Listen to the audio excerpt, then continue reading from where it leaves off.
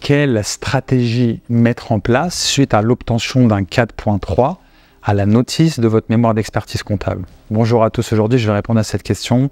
Pour certains d'entre vous qui sont confrontés à cette situation, vous avez déposé une notice d'agrément et vous avez obtenu un 4.3 de la part de l'examinateur en charge de votre dossier. Donc malheureusement c'est la pire des notes puisque ça veut dire que vous devez tout refaire. Vous avez notamment un sujet qui n'a pas fait l'objet d'une validation et tout ce que vous avez capitalisé en termes de savoir sur cette notice, tout ce que vous avez réalisé, globalement ne pourra pas être utilisé dans le cadre de la nouvelle notice puisque vous allez changer de sujet, donc vous allez partir sur un nouvel axe. Donc ce que je peux vous recommander effectivement pour ne pas entamer, gaspiller votre énergie et garder un petit peu, si je puis dire, votre confiance et votre espoir, si je puis dire, pour valider votre mémoire de DEC et votre notice de DEC. Enfin, dans un premier temps, votre notice, puisque l'objet de cette vidéo porte vraiment sur la notice.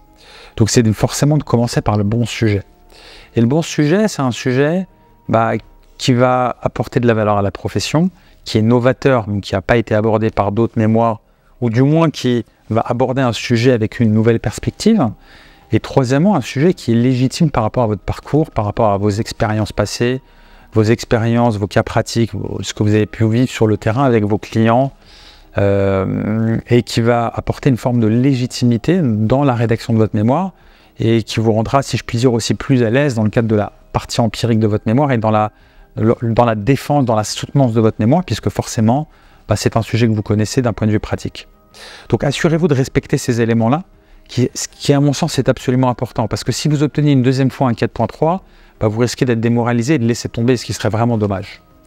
Par ailleurs, on l'a déjà abordé à plusieurs reprises sur cette chaîne YouTube, mais le mémoire de DEC, c'est vraiment un mémoire particulier, parce qu'il porte faussement son nom, ça doit être plutôt une thèse de doctorat de DEC, puisque vous êtes sur un niveau doctorat et vous êtes sur un volume de l'ordre de 100 pages, ce qui correspond plus à une thèse, et vous êtes livré à vous-même, puisque le SIEC ne vous attribue pas un directeur de mémoire.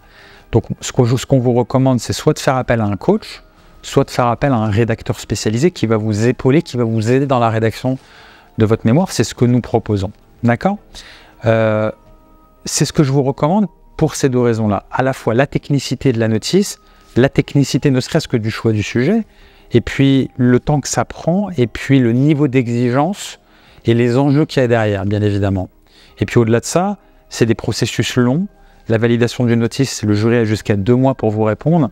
Donc si vous avez eu un 4.3, vous soumettez une notice et vous avez encore un 4.3, et que vous attendez encore 2 mois pour avoir ce résultat-là, ça peut très vite effectivement épuiser vos ressources mentales, si je puis dire. Donc je vous recommande de vous faire accompagner, étant donné le temps que ça prend, le niveau d'exigence technique et le fait que vous soyez livré à vous-même. C'est à mon sens un très bon investissement de prendre un spécialiste du mémoire de DEC et de se faire aider pour mettre toutes les chances de votre côté et arriver le mieux armé possible lorsque vous déposerez votre mémoire.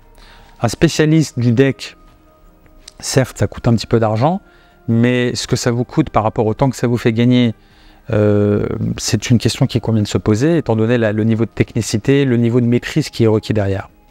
Et puis, bien évidemment, le spécialiste vous évite de tomber dans bien des pièges qui peuvent exister, étant donné son expérience et le fait qu'il a déjà été confronté à de très nombreuses reprises à des retours du SIEC et il sait ce qui est attendu, ce qu'il faut faire, ce qu'il ne faut pas faire forcément, puisque c'est son métier.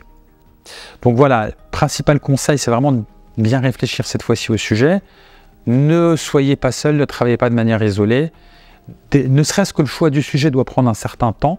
Et si vous faites appel à un coach, par exemple, qui est examinateur au SIEC, il sait ce qui est attendu au niveau du sujet. Et nous, on recommande un coach au sein de notre structure qui est force de proposition, qui vous propose un sujet qui a vraiment toutes les chances d'être validé. Et il faut vraiment commencer par le bon sujet.